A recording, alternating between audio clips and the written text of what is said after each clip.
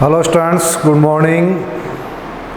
आज हम बीएफ और बीएससी पार्ट फर्स्ट में जो अपने ज्योग्राफी जो सब्जेक्ट हैं उसमें कुछ अपन बेसिक जो हैं नॉलेज उसके बारे में अपन चर्चा करेंगे। और उस बेसिक जो अपने पास में नॉलेज है उसमें अपन मुख्य रूप से जो चर्चा करेंगे वो है अपना है ग्लोब के बारे में। इसके बारे में ग्लोब कि ग्लोब क्या है और इस पर कौन कौन से अपने पास में जो भी अपने स्थलाकृतियाँ हैं उनको दर्शाया गया है, उनके बारे में क्या इसमें इंडिकेट दर्शाया गया है उनके बारे में अपने एक बेसिक अपने ज़्यादा डीपली तो नहीं लेकिन बेसिक जो अपने रोज अपने जो सब्जेक्ट अपन ज्योग्राफी में जो अध्ययन करेंगे उसमें जो चीज़ें अपने पास में काम में आएंगी, जो अपने पास में टॉपिक अपन बार बार उसमें रिपीट होंगे, उनके बारे में अपन एक अलग से अपने एक वीडियो में अपन शेयर कर लेते हैं, उन पर चर्चा अपन कर लेते हैं कि क्या चीज़ हैं। पहले अपने पास में आता है ग्लोब। ग्लोब जो है ये शब्द जो है लैटिन भाषा का शब्द है, यानी कि लैटिन भाषा के ग्लोबस से बना है। किससे बना है? ग्लोबस। यानी कि ग्लोब शब्द की उत्पत्ति लैटिन भाषा के ग्लोबस से हुई है, जिसका अर्थ अपने पास में क्या होता है? गोला। यानी इसका जो शाब्दिक अर्थ अपने पास में आ रहा है वो क्या आ रहा है? गोला होता है। यानी कि ग्लोब जो शब्द है वो अपने पास में कौन सी भाषा का शब्द है? लैटिन भाषा का शब्द है। किससे? ग्लोबस से बना है। ग्लोबस का शाब्दिक अर्थ क्या होता है? गोला होता है। इस ग्लोब जो है इसकी सबसे पहले जैसे अपने पास में ग्लोब है क्या, यानी कि जैसे अपने पास में ये जो आकृति अपन को दिख रही है पृथ्वी का एक लघुकृत रूप है। ये अपने पास में क्या है? पृथ्वी का लघुकृत रूप है, जिसको अपन क्या कहते हैं? ग्लोब कहते हैं। सेम अपन पृथ्वी जो अपना प्लेनेट है, ग्रह है, उसका एक छोटा रूप है और वो अपने पास में क्या है? ग्लोब है। आज अपन जो चर्चा करेंगे इस ग्लोब के बारे में, जैसे इस पर अपने पास में ग्रीन जो ब्लू कलर दिखाई दे रहा है, कहीं पर अपने पास में इसमें लाइनें जो दिख रही है अपने को, खड़ी लाइनें दिख रही है, कुछ अपने पास में राउंडेड जो रेखाएं अपन को दिख रही हैं और इस पर कुछ अपने पास में महाद्वीप और महासागर अपने पास में दिख रहे हैं। उन सब के बारे में अपन आज इस वीडियो में अपन एक विस्तृत रूप से अपन चर्चा करेंगे कि इस ग्लोब में है क्या? ये ग्लोब क्या है? इस ग्लोब का आविष्कार है, सबसे पहले इसको बनाया किसने, कहाँ बनाया, कब बना, उसके बारे में अपन इसमें चर्चा करेंगे। और इसमें अपने पास में जो पृथ्वी का जो लघुकृत छोटा एक प्रतिरूप है उसके ऊपर क्या क्या दर्शाया गया है और इसमें अपन को जो काम में आने वाली जो अपने पास में जो चीज़ें हैं, जो अपने पास में काम में आने वाले जो टॉपिक्स हैं उनके बारे में अपन थोड़ा चर्चा करेंगे। तो ये अपने पास में क्या है? ग्लोब है। इसी ग्लोब का जैसे अपन ने देखा ग्लोब जो शब्द की उत्पत्ति कौन सी भाषा से हुई? लैटिन भाषा। यानी लैटिन भाषा के ग्लोबस से ग्लोब शब्द की उत्पत्ति हुई है और जिसका अर्थ अपने पास में क्या होता है? गोला होता है। इसी ग्लोब का सबसे पहले आविष्कार कौन से देश में हुआ? जर्मनी में। यानी कि जर्मनी है जो यूरोप महाद्वीप में। अभी अपन जो और आगे महाद्वीपों के बारे में चर्चा करेंगे तब अपन को पता चलेगा कहाँ पर है। तो जो ग्लोब का जो सबसे पहले आविष्कार हुआ कहाँ हुआ? जर्मनी में हुआ। कब हुआ? 1492। यानी कि सन 1492 में सबसे पहले अपने पास में पृथ्वी का सबसे छोटा जो लघुत्तम जो रूप है वो ग्लोब अपने पास में सामने आया। और किसने किया? इसका जो आविष्कार करने वाला या अपन कह सकते हैं सबसे पहले जो बनाने वाले था वो था अपने पास में मार्टिन, जो नाम से था मार्टिन बेहेम नाम का एक व्यक्ति था जो सबसे पहले इसने ग्लोब बनाया था। यानी कि जो ग्लोब का जो आविष्कार कहाँ हुआ? जर्मनी में। कब हुआ? 1492 ईस्वी में हुआ। और किसने किया था? मार्टिन बेहेम ने। ग्लोब क्या है? पृथ्वी का एक लघुत्तम रूप है जिस पर अपन पृथ्वी पर जो भी भौतिक रूप हैं, सागर हैं, महाद्वीप हैं, इनको दर्शाने के लिए जो अपन मानचित्र की बजाय अपन ग्लोब पर एक अच्छे तरीके से अपन दर्शा सकते हैं। अपन कह सकते हैं कि जो ग्लोब है, पृथ्वी जो अपना प्लेनेट है, ग्रह है, उसका एक लघुकृत रूप है उसे अपन क्या कहते हैं, ग्लोब कहते हैं। अब इसी ग्लोब पर अपने जो काम में आने वाले जो बेसिक जो चीज़ें हैं उनकी अपन चर्चा करते हैं कि ग्लोब पर अपने जो विषय हैं अपने मुख्य रूप से अपने बेसिक जो चीज़ें क्या क्या काम में आती हैं। सबसे पहले अपन बात करते हैं इसमें, जैसे आपने देखा होगा ये जो अपने पास में जो ग्लोब है, इसमें आपने ऐसे देखा होगा ऐसी आपको यानी ऐसी इसमें जो रेखाएं दिखाई देती हैं जो उत्तरी ध्रुव को दक्षिणी ध्रुव की ओर मिलाने का काम करती हैं। यानी कि ये जो रेखाएं हैं वो कौन से ध्रुव को मिलाते हैं, ये ऊपर हो गया अपने पास में उत्तरी ध्रुव को मिलाने, और नीचे कौन सा हो जाएगा अपने पास में दक्षिणी ध्रुव। यानी कि ये जो अपने पास में उत्तरी ध्रुव से दक्षिण ध्रुव की ओर मिलाने वाली जो रेखाएं होती हैं, इन रेखाओं को अपन कहते हैं देशांतर रेखाएं। कौन सी रेखाएं कहते हैं, देशांतर रेखाएं इनको कहा जाता है। यानी कि ग्लोब पर जो आप देखोगे तो आप जो अपने खड़ी जिसको अपन कह सकते हैं लाइनें जो होती हैं, और जो उत्तरी ध्रुव को दक्षिण ध्रुव की ओर मिलाने वाली जो रेखाएं होती हैं उनको अपन क्या कहते हैं, देशांतर रेखाएं कहा जाता है। ये जो देशांतर रेखाएं होती हैं ये समानांतर नहीं होती है। यानी कि यहाँ इसमें जो मध्य भाग में इनकी जो दो देशांतर रेखाओं के बीच की दूरी ज़्यादा होती है, और अपन ध्रुवों की तरफ जाएंगे तो उसके बीच की दूरी क्या हो जाती है, कम हो जाती है। तो अपने पास में पहले अपने पास में दो देशांतर रेखाओं के बीच की दूरी, यानी कि दो देशांतर रेखाओं के बीच की दूरी अधिकतम 111.3 किलोमीटर होती है। यानी दो देशांतर रेखाओं के बीच की अधिकतम दूरी कितनी होती है, 111.3 अपने पास में किलोमीटर होती है। इन दो देशांतर रेखाओं के बीच की दूरी को अपन किस नाम से जानते हैं, गोरे के नाम से। यानी कि ये दो देशांतर रेखाओं की जो बीच की दूरी है इनको किस नाम से जानते हैं, इस गोरे इनको नाम से संबोधित किया जाता है। और इनके जो बीच की दूरी कितनी होती है, 111 अधिकतम। जो अपन उत्तरी और दक्षिण ध्रुव की तरफ जाते जाएंगे इनके बीच की दूरी क्रमशः घटती जाएगी। इन जो देशांतर रेखाओं की जो कुल संख्या होती है, यानी कि इनकी जो कुल संख्या होती है वो 360 होती है। यानी 180 प्लस 180 बराबर 360। यानी कि अपने पास में इस पूरे अपने पास में एक सर्किल है, वृत्त है, ग्लोब है, उसको 360 डिग्री में डिवाइडेशन किया गया है। 1 डिग्री के अंतराल पर एक अपने पास में देशांतर रेखा है। तो अपने पास में कितनी है, 360 देशांतर रेखाएं होती है। जैसे आपने मैप में देखा होगा, ऐसा अपना फ्लैट जो समतल मैप होता है इसमें यहाँ 0 डिग्री होता है, 180 इधर होता है और 180 इधर हो गया। तो कितनी हो गई, 360 अपने पास में देशांतर रेखाएं होती हैं। इन देशांतर रेखाओं में एक 0 डिग्री देशांतर रेखा होती है, यानी बीच में अपने पास में 0 डिग्री देशांतर रेखा होती है। कितने डिग्री, 0 डिग्री देशांतर रेखा, जिसको अपन क्या बोलते हैं, ग्रीनविच रेखा, ग्रीनविच रेखा। और इसी को यामोत्तर रेखा के नाम से इसको भी जाना जाता है।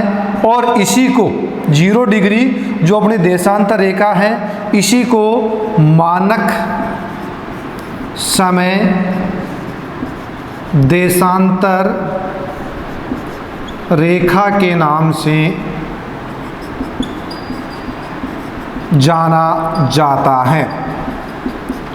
किसको, अपने पास में जो 0 डिग्री देशांतर रेखा, ये अपने पास में जो 0 डिग्री देशांतर रेखा है, इसी को अपन क्या कहते हैं, ग्रीनविच रेखा, यमोत्तर रेखा और मानक समय देशांतर रेखा के नाम से इसको जाना जाता है। ये जो ग्रीनविच रेखा है, ये विश्व को जो अपने कहेंगे जो अपना मानचित्र होता है उसमें अपन जैसे धरातलों की वास्तविक स्थिति का अपन अध्ययन करते हैं, देशांतरों के द्वारा जब अपन निर्धारित करते हैं तो ये अपने को दो भागों में बांट देती है।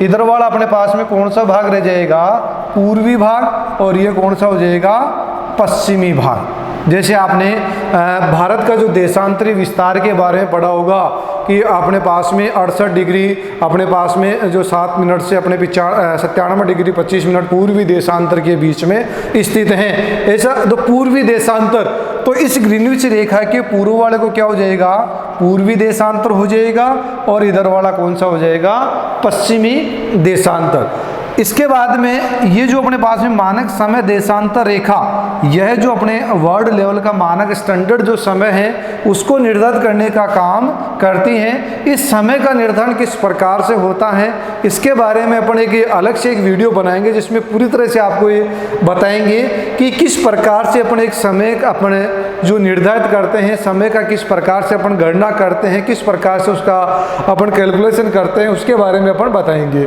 अभी अपने पास में क्या हो गया कि देशांतर रेखाओं की संख्या कितनी होगी, अपने पास में 360 होगी। 0 डिग्री देशांतर रेखा होगी, जिसके पूर्वी भाग को पूर्व और पश्चिमी भाग को पश्चिमी देशांतरों के नाम से जाना जाता है। दो देशांतर रेखाओं के बीच की अधिकतम दूरी 111.3 किलोमीटर होती है। दो देशांतर रेखाओं के जो बीच की दूरी को गोरे के नाम से जाने जाते हैं। देशांतर रेखाओं के बीच की दूरी जो रेखाएं समानांतर नहीं होती हैं, क्योंकि अपन उत्तरी ध्रुव से या ध्रुवों की तरफ जाते हैं तो क्रम से इनकी बीच की दूरी कम होती जाती है।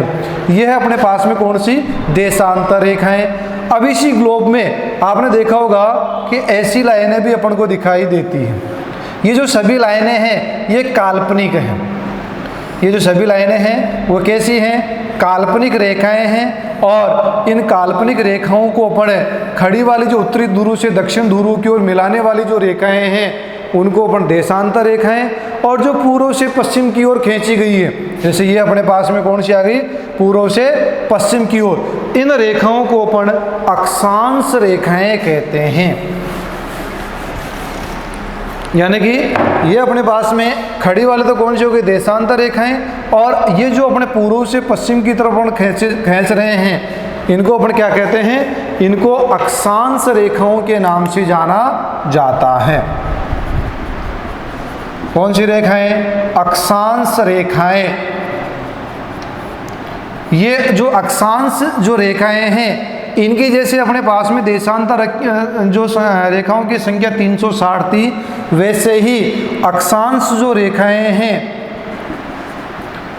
अक्षांश रेखाएं हैं, इनकी संख्या 181 है।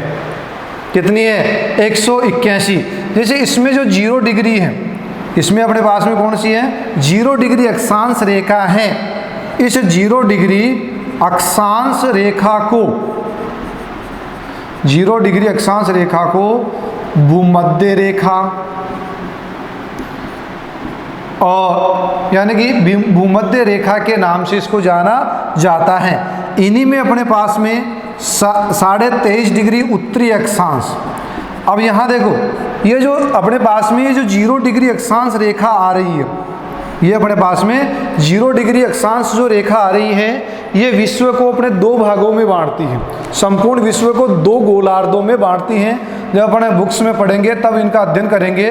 ऊपर वाला जो भाग हो जाएगा उसको क्या बोलते हैं, उत्तरी गोलार्ध। ऊपर वाला पार्ट क्या हो जाएगा, उत्तरी गोलार्ध। किसके, इस भूमध्य रेखा के ऊपर वाले पार्ट को अपन कहेंगे उत्तरी गोलार्ध, और नीचे वाले पार्ट क्या हो जाएगा, दक्षिणी गोलार्ध। यानी कि अपने पास में जो इस ग्लोब में अक्षांश के आधार पर जो दो भागों में डिवाइडेशन हुआ वो किसने किया, भूमध्य रेखा ने। भूमध्य रेखा के आधार पर अपन ने देखा कि जो अपने 0 डिग्री जो अक्षांश रेखा है उसके आधार पर अपन ने ऊपर वाला भाग क्या हो गया, उत्तरी गोलार्ध, और नीचे वाला भाग क्या हो गया, दक्षिणी गोलार्ध। अब ये जो 23.5 डिग्री उत्तरी अक्षांश एन नॉर्थ, एन क्या हो गया अपने पास में, नॉर्थ यानी उत्तर, उत्तरी अक्षांश को अपन क्या कहेंगे, कर्क रेखा। किस नाम जानेंगे, कर्क रेखा। यानी इस 0 डिग्री से जैसे अपन 23.5 डिग्री अपने नॉर्थ में आएंगे तो ये कौन सी हो जाएगी अपने पास में, कर्क रेखा के नाम से इसको जाना जाता है। और वैसे ही अपन 23.5 डिग्री कहाँ चले जाएंगे, दक्षिणी यानी कि नॉर्थ में, साउथ में, 23.5 डिग्री साउथ एंड दक्षिणी अक्षांश की अपन बात करते हैं तो इसको किस नाम से जानेंगे अपन, मकर रेखा के नाम से। कौन सी रेखा, मकर रेखा के नाम से अपन जाते हैं। जब अपन दिन और रात कैसे बनते हैं, जब उनका अपन एक विस्तृत वीडियो में अपन अध्ययन करेंगे, तब इन कर्क रेखा और मकर रेखा का क्या महत्व है, इन सब के बारे में अपन उसकी और ज़्यादा विस्तृत अपन चर्चा करेंगे। इनकी जो संख्या की अपन बात करते हैं 181 होती है, यानी अक्षांश रेखाओं की कुल संख्या कितनी होती है, 181। कैसे होती है, देखो 0 डिग्री यहाँ होता है अपने पास में 90 डिग्री और नीचे भी कितना होता है 90 डिग्री, तो कितना हो जाएगा, और जैसे अपने पास में अक्षांश जो रेखाएं हैं, अक्षांश रेखाओं की संख्या कितनी आ रही है अपने पास में 181, तो कैसी होगी 90 प्लस 90 प्लस 1, ये एक क्या है, भूमध्य रेखा, ये क्या अपने पास में भूमध्य रेखा, तो टोटल कितनी हो जाएगी 181। और यहाँ से अपन के 90 और 90 और ये कि अपने पास में भूमध्य रेखा, तो अपने पास में टोटल कितनी होगी 181 अपने पास में जो अक्षांश रेखाओं की संख्या है।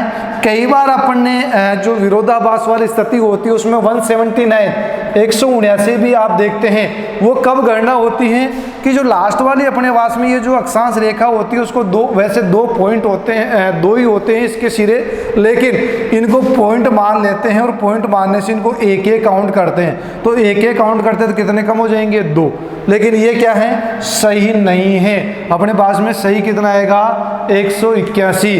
अक्षांश रेखाओं की जो संख्या होती है 181 होती है, और इनमें जो मुख्य विशेषता, जैसे देशांतर रेखाओं में तो क्या होता है बीच की दूरी, यानी कि देशांतर रेखाएं समानांतर नहीं होती है, जबकि अक्षांश रेखाएं समानांतर होती हैं। और दो अपने पास में जो अक्षांश रेखाएं हैं, 2 अक्षांश जो रेखाएं हैं, इन 2 अक्षांश रेखाओं के बीच की दूरी, जैसे अपने पास में देशांतर रेखाओं में कितनी थी 111.3 किलोमीटर थी, यहाँ पर 111 किलोमीटर होती हैं, यानी कि अपने पास में 2 अक्षांश रेखाओं के जो बीच की दूरी है वो कितनी होती हैं 111 किलोमीटर होती हैं, यानी कि अपने पास में 2 अक्षांश रेखाओं के बीच की दूरी 111 किलोमीटर होती हैं। ये अपने पास में कौन सी आ गई, अक्षांश रेखाएं। जैसे अपन अक्षांश रेखाओं के विस्तार, जैसे अपन पढ़ते हैं कि अक्षांश विस्तार के बारे में अपन पढ़ते हैं कि जैसे अपन भारत का जो अक्षांश विस्तार 8 डिग्री 4 मिनट से अपन उत्तर से लेकर अपने पास में अपन पढ़ते हैं, तो ये उत्तर से उत्तर मतलब 8 डिग्री ऊपर चला है उत्तरी गोलार्ध में आ जाएगा, और नीचे है तो दक्षिणी गोलार्ध में आ जाएगा, तो साउथ से साउथ। तो ये अपने पास में अक्षांश रेखाएं उस जो भी अपने पास में स्थलखंड है उसकी वास्तविक स्थिति को निर्धारित करने के लिए अक्षांश और देशांतरों का प्रयोग या उपयोग किया जाता है। तो ये थे अपने पास में अक्षांश और अपने पास में देशांतर रेखाएं। तो अपने पास में देशांतर रेखाओं की कुल संख्या कितनी हो गई 360, अक्षांश रेखाओं की कुल संख्या कितनी होगी 181। 0 डिग्री देशांतर रेखा को अपन क्या कहते हैं, ग्रीनिच रेखा, यामोत्तर रेखा, मानक समय देशांतर रेखा के नाम से इस 0 डिग्री देशांतर रेखा को जाना जाता है। 0 डिग्री अक्षांश रेखा को भूमध्य रेखा के नाम से जाना जाता है। 23.5 डिग्री उत्तरी अक्षांश रेखा को कर्क रेखा के नाम से जाना जाता है। 23.5 डिग्री दक्षिणी अपने पास में दक्षिण अक्षांश रेखा को मकर रेखा के नाम से जाना जाता है। ये तो हो गई अपने पास में ग्लोब पर जो काल्पनिक जो रेखाएं थी उनके बारे में। अब इस ग्लोब पर अपन को जैसे अपने पास में ब्लू जो कलर, जिसमें जहाँ देखो इसमें जहाँ अपन को ब्लू कलर दिखाई दे रहा है, ये जो ग्लोब है अपने पास में, इस ग्लोब में जहाँ अपन को ब्लू कलर दिखाई दे रहा है, इस पृथ्वी के धरातल पर उस सभी जगह पानी पाया जाता है। यानी धरातल के लगभग 71% भाग पर क्या है, पानी है। और इसकी अपन ग्लोब के अनुसार बात करें तो उत्तरी गोलार्ध में पानी जो अपना महासागरीय भाग है वो कम पाया जाता है, जबकि दक्षिणी गोलार्ध में ये जो ब्लू कलर वाला पानी वाला जो पार्ट है वो ज़्यादा पाया जाता है। तो उसके बाद में अपन बात कर लेते हैं कि कितने महाद्वीप हैं और कितने अपने पास में महासागर, जो बड़े महासागर हैं उनके बारे में अपन बात कर लेते हैं। सबसे बड़ा महासागर कौन सा है, यानी कि अपने पास में कुल 5 महासागर हैं, यानी कि बड़े महासागरों की अपन बात करते हैं तो अपने पास में कितने हैं, 5 महासागर की बात करते हैं। कुल कितने बड़े अपने पास में महासागर हैं, 5 बड़े महासागर हैं और उनमें सबसे बड़ा महासागर है प्रशांत महासागर।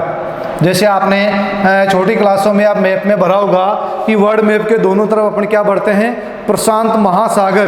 तो ये अपने पास में क्या है, सबसे बड़ा महासागर प्रशांत महासागर। नंबर 2 पे आता है अपने पास में अंध महासागर, जिसका नाम एक और नाम है अटलांटिक महासागर,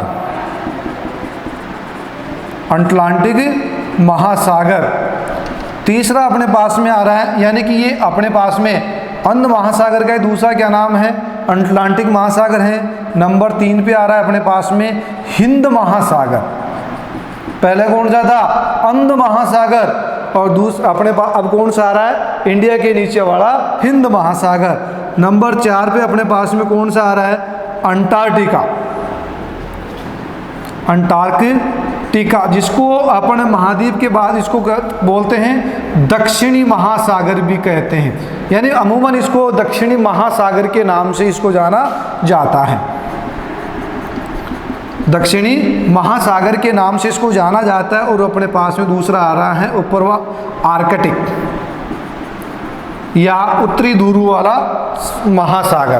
तो अपने पास में कितने महासागर हो गए, 5। प्रशांत महासागर आ गया, अंध महासागर या अटलांटिक महासागर, दोनों एक ही हैं, अंध महासागर और अटलांटिक। उसके बाद हिंद महासागर, अंटार्कटिका और आर्कटिक, ये अपने पास में कितने हैं, 5 बड़े महासागर हैं।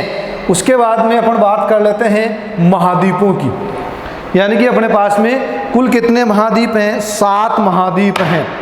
यानी कि संपूर्ण विश्व को अपने पास में कितने महाद्वीपों में बांटा गया है, 7 महाद्वीपों में बांटा गया है। यानी कि अपन अपने पास में क्या आ गए, महाद्वीप।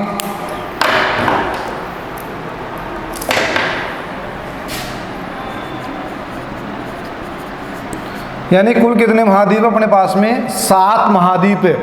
इनमें सबसे जो बड़ा महाद्वीप है वो है एशिया महाद्वीप। ये अपन बात कर रहे हैं क्षेत्रफल की दृष्टि से, यानी कि क्षेत्रफल की दृष्टि से सबसे बड़ा महाद्वीप कौन सा है, एशिया महाद्वीप। नंबर 2 अपन बात करते हैं अफ्रीका महाद्वीप, यानी कि दूसरे नंबर पे अपने पास में कौन सा आ रहा है, अफ्रीका महाद्वीप है।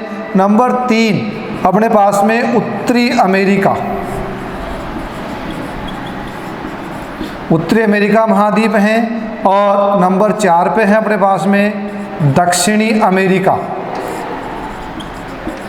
इस दक्षिणी अमेरिका महाद्वीप को लैटिन अमेरिका के नाम से भी जाना जाता है। याद रखना इसको, बार बार ये आता है कि Latin American countries, Latin American देशों में ये पाया जाता है, लैटिन अमेरिकन ये है लैटिन अमेरिकन। तो लैटिन अमेरिकन कौन से महाद्वीप को बोलते हैं, दक्षिण अमेरिका महाद्वीप को लैटिन अमेरिका के नाम से इसको जाना जाता है। नंबर 5 पे आ रहा है अपने पास में अंटार्कटिका, अंटार्कटिका। नंबर 6 पे आ रहा है अपने पास में यूरोप, और नंबर अपने पास में 7 पे आ रहा है ऑस्ट्रेलिया। यानी कि सबसे बड़ा महाद्वीप कौन सा है, एशिया महाद्वीप। सबसे छोटा महाद्वीप ऑस्ट्रेलिया महाद्वीप है। तो अपने पास में यानी क्षेत्रफल की दृष्टि से अपन बात करते हैं तो अपने पास में जो उनका क्रम आ रहा है वो सबसे बड़ा महाद्वीप एशिया महाद्वीप, उसके बाद में अफ्रीका जिसको अंध महाद्वीप भी कहा जाता है, और उत्तरी अमेरिका महाद्वीप तीसरे नंबर पे, चौथे पे दक्षिण अमेरिका जिसको अपन लैटिन अमेरिका के नाम से भी जाना जाता है, अंटार्कटिका, यूरोप और ऑस्ट्रेलिया। अब इन्हीं महाद्वीपों पे अपन बात करते हैं किसकी दृष्टि से, जनसंख्या की दृष्टि से अपने पास में क्रमवाइज बात करते हैं। तो जनसंख्या की दृष्टि से अपन बात करते हैं, ये तो किसकी दृष्टि से था, क्षेत्रफल। अगर अपन जो 7 महाद्वीपों का जो क्रम अपन निर्धारित करते हैं किसके आधार पर? जनसंख्या। भाई कौन से महाद्वीप में कितनी जनसंख्या है, जनसंख्या की दृष्टि से सबसे बड़ा महाद्वीप कौन सा है। तो 2 जो क्रम है अपने, जैसे सब क्षेत्रफल की दृष्टि सबसे बड़ा महाद्वीप एशिया महाद्वीप और उसके बाद में कौन सा था? अफ्रीका महाद्वीप था। इनके क्रम में कोई परिवर्तन नहीं होगा। किसके दृष्टिकोण से? जनसंख्या की दृष्टिकोण से सबसे ज़्यादा जनसंख्या वाला महाद्वीप कौन जो अपना महाद्वीप कौन सा है? एशिया महाद्वीप। नंबर 2 अफ्रीका महाद्वीप। नंबर 3 पे अपने पास में आ रहा है यूरोप। क्रम चेंज हो गया। क्षेत्रफल में कहाँ पर था? ये 6ठे स्थान पर था। नंबर 4 में अपने पास में उत्तरी अमेरिका। नंबर 5 दक्षिणी अमेरिका। और नंबर 6 ऑस्ट्रेलिया। ये किस पे था क्षेत्रफल की दृष्टि से? 7वें स्थान पर था। सबसे छोटा महाद्वीप था, लेकिन कहाँ आ गया? जनसंख्या की दृष्टि से 6ठे स्थान पर। और 7वें स्थान पर अपने पास में कौन सा आ गया? अंटार्कटिका।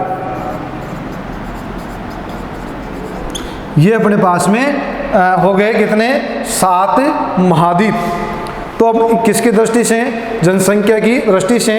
अब अपने पास में जैसे कई बार अपने इसमें एक योजक शब्द अपन पढ़ लेते हैं, जैसे अपने पास में आ रहा है यूरेशिया। अभी इस यूरेशिया में अपन कौन कौन से महाद्वीप हैं? Europe plus Asia. Europe plus Asia को अपन क्या कहेंगे? यूरेशिया। उसके बाद में यूरेथ्रेशिया। यूरेथ्रेशिया, इसमें क्या जुड़ जाएगा? अफ्रीका और जुड़ जाएगा। यानी कि यूरोप, एशिया और अफ्रीका 3 महाद्वीप हो जाएंगे। तो ये अपने पास में कुछ जुड़वा शब्द होते हैं जिनको अपन 2 महाद्वीपों के साथ में 3 महाद्वीपों के लिए अपन संबोधित करते हैं। यूरेशिया, यूरेथ्रेशिया, जिसमें यूरेशिया में तो क्या आ गया? यूरोप प्लस एशिया, और इसमें क्या जुड़ गया? अफ्रीका और जुड़ गया। तो ये था अपने पास में कुछ बेसिक जो चीज़ें हैं जो अपने ज्योग्राफी में जब अपन उसके आगे अपन जो बुक अगले जो वीडियो में अपन जो अध्ययन करेंगे